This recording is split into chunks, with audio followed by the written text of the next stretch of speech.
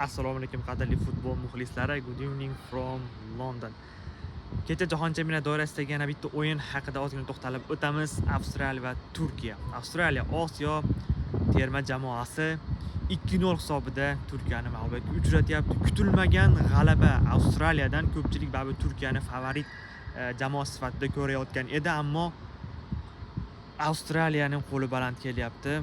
2-0 hisobida Turkiyani mag'lub etyapti. To'g'ri, Turkiya ham juda ham ko'p qarshi hujumlarni amalga oshirdi, ko'plab vaziyatlarga ega chiqdi, yaratdi gol urishni, ammo Avstraliya ko'proq imkoniyatlardan foydalanib qolyapti va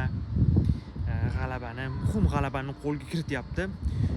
Bu gruppada AQSh va Paragvay jamoalari ham o'rin olgan. AQShning g'alabasi va Avstraliyaning g'alabasi jamoalarga muhim 3 ochkodan bo'lishib olyapti.